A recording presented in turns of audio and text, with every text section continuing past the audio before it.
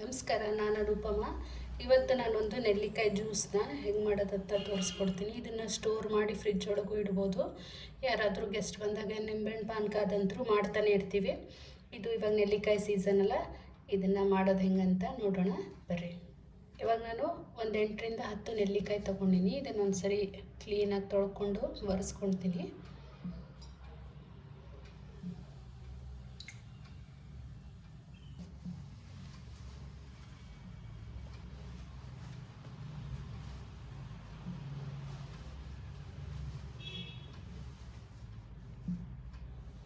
ಕ್ಲೀನಾಗಿ ಒರೆಸ್ಕೊಂಡಿನಿ. ಈಗ ಇದನ್ನು ಈ ಸೈಜ್ ಒಳಗೆ ಹೆಚ್ಕೊಂಡಿನಿ ನಾನು.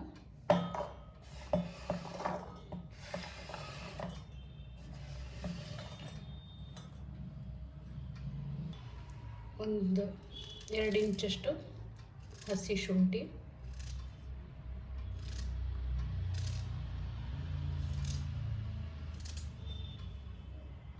ಒಂದು ಸ್ವಲ್ಪ ಮೆಣಸು, ಸ್ವಲ್ಪ ನೀರು ಹಾಕಿ ಇದನ್ನು ಗ್ರೈಂಡ್ ಮಾಡ್ಕೊತೀನಿ. ಇವಾಗ ಇದು ಇಷ್ಟು ಗ್ರೈಂಡ್ ಆಗ್ಯದ.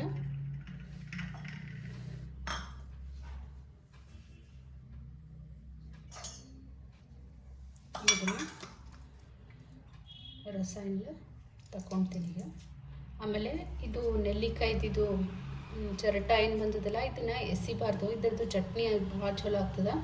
ನಮ್ಮ ಅಕ್ಕ ಹೇಳಿದ್ಲು, ಇದನ್ನು ಮಾಡಿ ತೋರಿಸ್ತೀನಿ.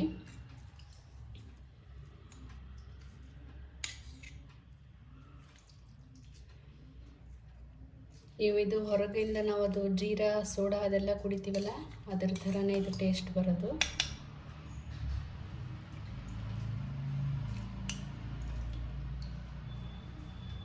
ಇದನ್ನೆಲ್ಲ ನಾನು ಒಂದು ಸರಿ ಸೋಸ್ಕೊತೀನಿ. ಇದು ನೋಡ್ರಿ, ನಾನು 8ರಿಂದ 10 ನೆಲ್ಲಿಕಾಯಿಗೆ ಈ ಗ್ಲಾಸಿಂದ 3/4 ಗ್ಲಾಸು ನೀರು ಹಾಕಿದ್ದೆ.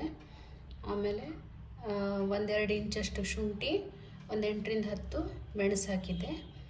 ಅದರಿಂದ ಇಷ್ಟೊಂದು ರಸ ಬಂದದ್ದು. ಇದನ್ನು ಫ್ರಿಜ್ ಒಳಗೆ ಸ್ಟೋರ್ ಮಾಡಿರ್ಬೋದು. ಅದಕ್ಕೂ ಮುಂಚೆ ಅದಕ್ಕೆ ಸ್ವಲ್ಪ ಉಪ್ಪು,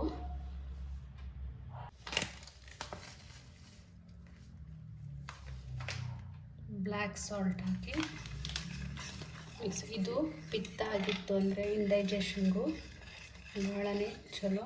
ಇದನ್ನು ಸ್ಟೋರ್ ಮಾಡಿ ಫ್ರಿಜ್ ಒಳಗೆ ಆರಾಮಾಗಿ ಇಟ್ಕೋಬೋದು. ಈಗ 1 ಗ್ಲಾಸ್ ನೀರಿಗೆ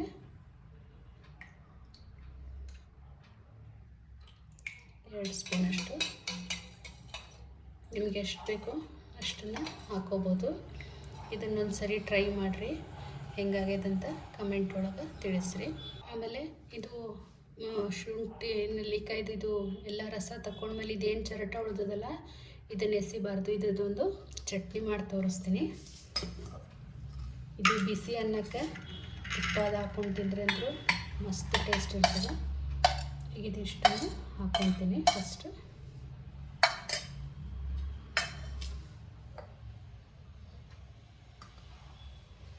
ಸ್ವಲ್ಪ ಉಪ್ಪು,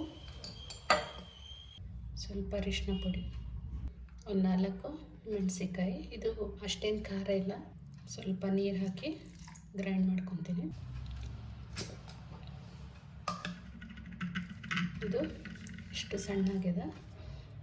ಇದನ್ನು ಒಂದು ಬೌಲಿಗೆ ಟ್ರಾನ್ಸ್ಫರ್ ಮಾಡ್ಕೊತೀನಿ.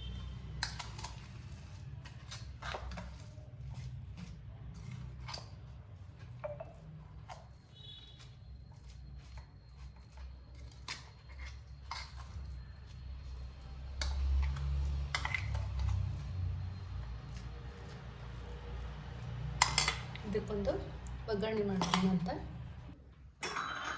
ಇದು ಎಣ್ಣೆ ಕಾದದ. ಸ್ವಲ್ಪ ಮೆಂತ್ಯ, ಸ್ವಲ್ಪ ಹಿಂಗು,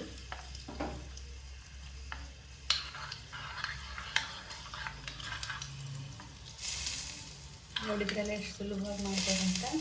ನಂಗೆ ಗೊತ್ತಿರಲಿಲ್ಲ ಇದು ಚಟ್ನಿ ಮಾಡೋದು. ನಮ್ಮ ಅಕ್ಕ ಹೇಳಿದ್ದು. ಇದು ಬಿಸಿ ಅನ್ನಕ್ಕೆ ಭಾಳನೇ ರುಚಿ ಇರ್ತದೆ. ಎಲ್ಲರೂ ವಿಡಿಯೋನ ಒಂದ್ಸರಿ ಟ್ರೈ ಮಾಡಿರಿ. ಕಮೆಂಟ್ ಒಳಗೆ ಹೆಂಗಾಗಿದೆ ಅಂತ ತಿಳಿಸ್ರಿ.